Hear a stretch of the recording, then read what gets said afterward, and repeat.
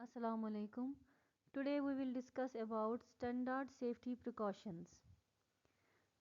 One of the important topics of nursing foundation, and you should be aware regarding these standard safety precautions before going to the clinics. So let us discuss about these standard safety precautions.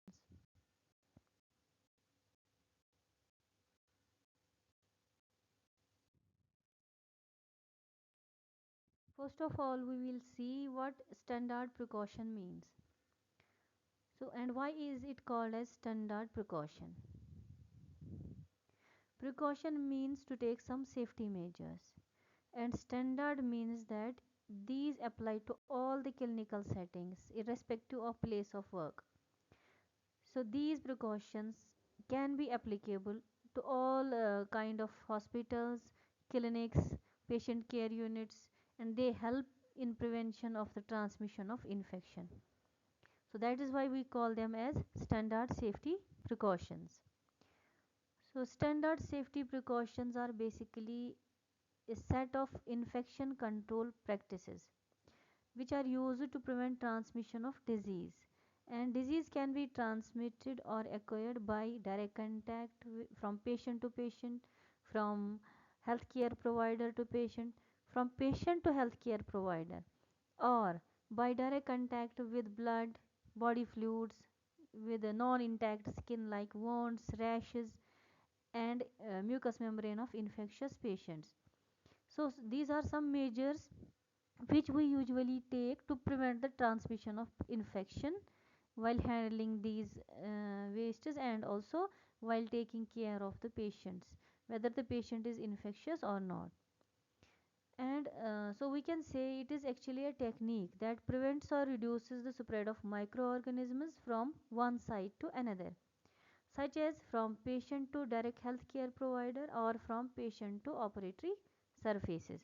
For example, if we use some of the articles to provide care to infectious patient, those all articles get contaminated, and we have to follow certain measures to again then make them ready to use for another patient without transmission of infection from the previous patient to the new patient.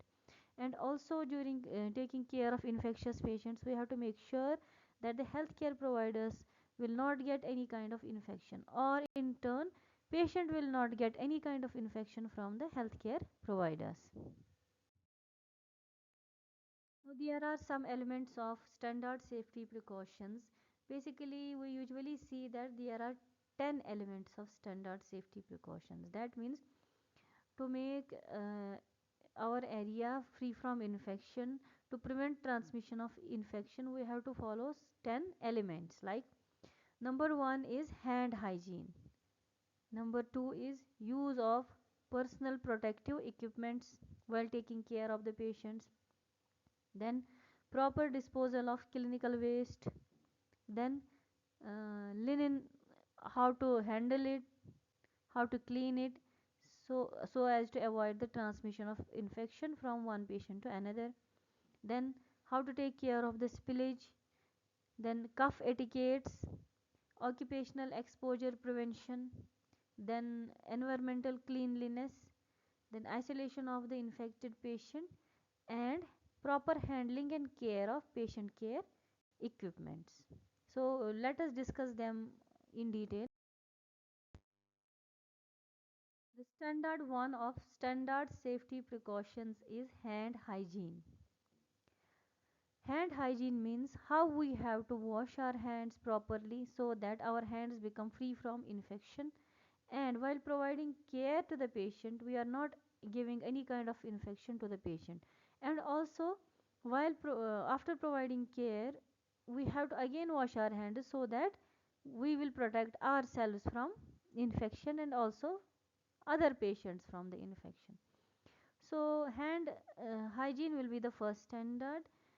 And when should we wash our hands? We should usually wash our hands before touching a patient, before any kind of procedure, after exposure to body fluids, after touching a patient, and after touching patient's surroundings.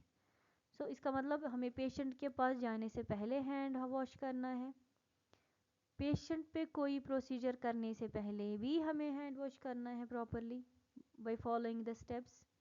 Then अगर हमें exposure हो गया है, हमारे hands पे blood, mucus या कोई secretion लग गई है, इवन दो हमने ग्लव्स वेयर किए हैं, still we have to wash our hands. Then जब हमने पेशेंट को टच किया है, प्रोसीजर किया, उसके बाद भी हमें हैंड वॉश करना है ताकि जब हम दूसरे पेशेंट के पास जाए उसको इन्फेक्शन ना लगे। Then after touching patient surroundings, like अगर पेशेंट का बेड आपने टच किया है, बेड शीट टच किया है, पेशेंट की कोई आर्टिकल आपने टच किया है, तो आपको हैंड वॉश ज़रूरी करना है। ये 5 जगह हैं जहाँ आपको हैंड वॉश करना ज़रूरी है। और हैंड वॉश हमें नॉर्मली जैसे हम टैप वाटर से हैंड वॉश करते हैं वैसे नहीं करना है, we have to follow certain steps to wash our hands properly. सबसे पहले हमें क्या करना है, we have to rub our hands, जिसको हम बोलते हैं palm to palm rubbing. Then between the fingers, interlock fingers करके रब करना है। After that we have to wash back of our hands, एक हाथ को दूसरे हाथ पे रख के रब करना है।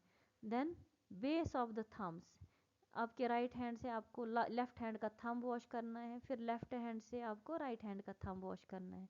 Then back of the fingers, finger tips को आपको पाम्स पे रब करना है, फिंगर नेल्स को भी क्लीन करना है, देन रिस्ट्स को भी क्लीन करना है, एंड देन प्रॉपरली वॉश करना है with water and then dry करना है। These are some steps which you have to follow while performing hand hygiene. But usually there are some areas which we miss while washing our hands. So the most missed areas are those which are colored red in the picture. So sometimes missed areas are those which are having a color of mustard color. Then the least missed areas are those which are of yellow color. So you can check in the picture. So that is why to avoid missing any area, we have to follow all the steps of hand hygiene. Because if we miss some areas, our hands are not free from infection and we can transmit infection to the patients, and we can also get infection from the patients.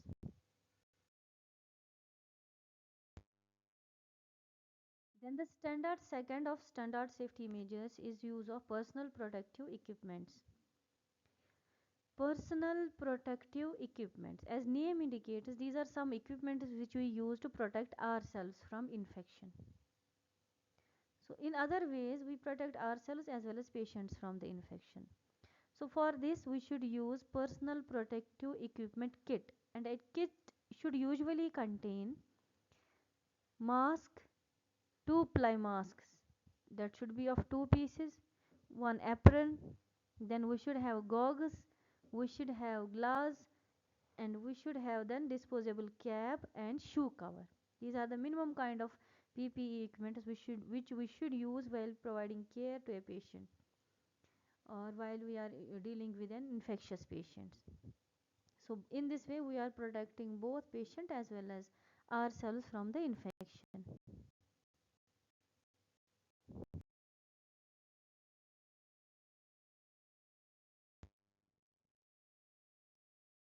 Third standard safety measure is handling of clinical waste. Clinical waste is a kind of waste which is generated during providing care to the patients in the hospital settings or doing any kind of procedures or doing surgical procedures. So it may include syringe, sharps, soil dressings, injection vials, etc. And the best thing to prevent transmission of infection through this clinical waste is segregation at the source as per the color coding. So infectious waste, we have infectious waste, we have domestic waste, we have radioactive waste, so many kind of waste. It should be segregated as per the color coding, and its color coding may vary from country to country. Standard 4 of standard safety measure is care of linen. So the term hospital linen, it includes all the textiles which are used in the hospital, including mattresses, pillow covers, blankets, bed sheets, towels, Screens and curtains or doctor coats, theater cloths, and tablecloth. All these comprise linen, and the linen is the most important thing to be taken care of because it gets contaminated once used by the patient or the healthcare providers. So the standard to prevent the transmission of infection, it's important to take care of the linen, and for that we have the laundry cycle management. How the laundry management has been done in the hospital, or how to take care of the dirty linen. So first of all, if a bed is used by a patient, all that linen, the bed sheet, the top sheet, all that gets contaminated, and we name it as a dirty bed or dirty linen. Then the first step is collecting, pre-sorting, and storing all dirty linen. Then the conditioning and transportation of dirty linen to the laundry, followed by sorting of dirty linen and preparation of batches to wash. Then finally washing of those dirty linen. And from one side of the laundry section we have to that put that dirty linen for washing, and from the other side we have to take it as clean. So one side is the dirty side, another is the clean side. Then from clean side we collect the washed or cleaned linen. Then next step will be the protection of clean linen and preparation for delivery, followed by transporting clean linen back to the wards, then proper sorting of clean linen in the wards, and then preparation of the clean bed by using the process of bed making. This is how we take care of dirty linen and clean linen. And in between these two things, dirty and clean linen should not intermingle because otherwise the whole process will be wasted. Standard 5 is care and handling of spillage. So the hazardous substances such as blood, body fluids, drugs, cleaning fluids and other chemical is called a spill. So thus in hospital spillage of blood, body fluids or chemicals can occur at any time due to broken or faulty equipment or human error. So the important thing is how to take care and handle the spillage which has occurred in the ward or in the hospital. For that thing we have a spill management policy. Every hospital has a spill management policy. So out of those, the first step is never assume. If somehow spillage has occurred, never assume that whether it has occurred or not. So don't take it for granted. You have to make you have to see that yes, spillage has occurred. Then step second is assess the area. So you have to assess the area where the spillage has occurred, then followed by identify the spill and identify the type of spill, like it may be blood, it may be body fluid, it may be any kind of drug, or it may be cleaning fluid. You have to identify the kind of spill. Then after identifying the spill, then you have to respond accordingly, followed by the cleaning up of the surface or disposal of the surface. Then next step will be the decontamination, and then followed by reporting the incident. This is how spill management process goes in the hospital.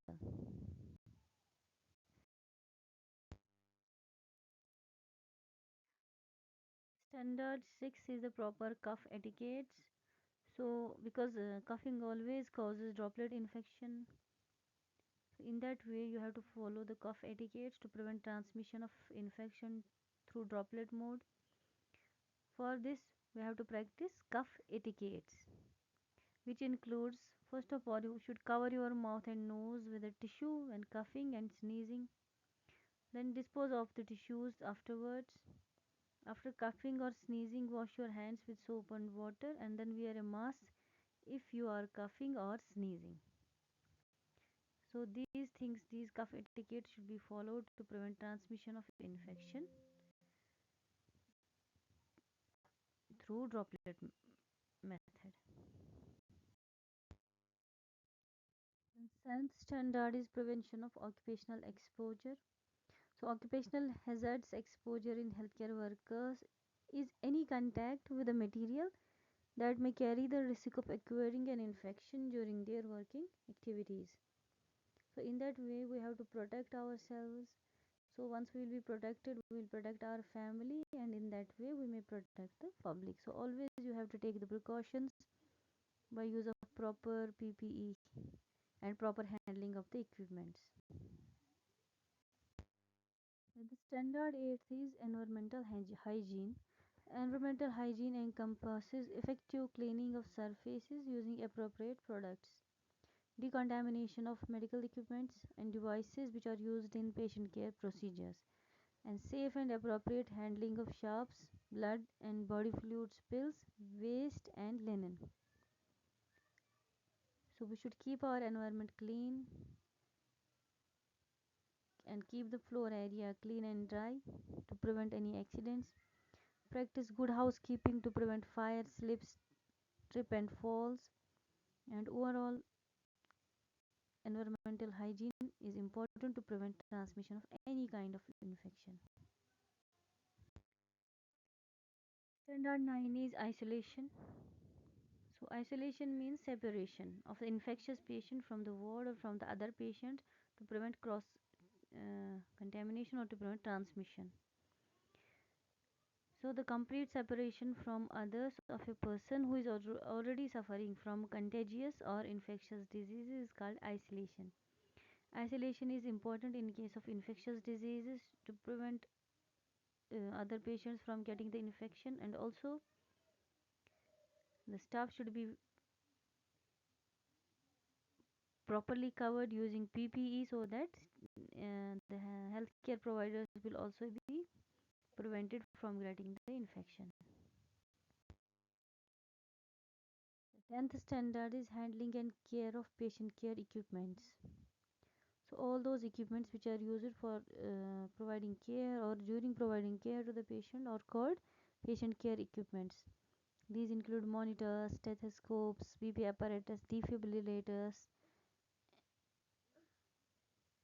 and all the devices which may be needed for providing patient care.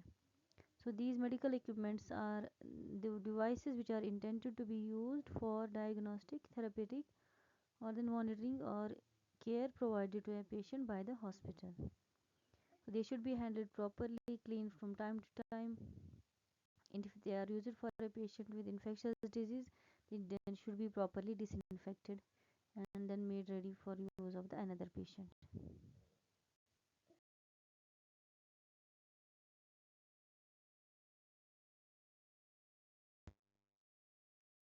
So this was all about the standard safety precautions which are used for prevention of transmission of infections and protection of the patient as well as the healthcare providers. So let me conclude.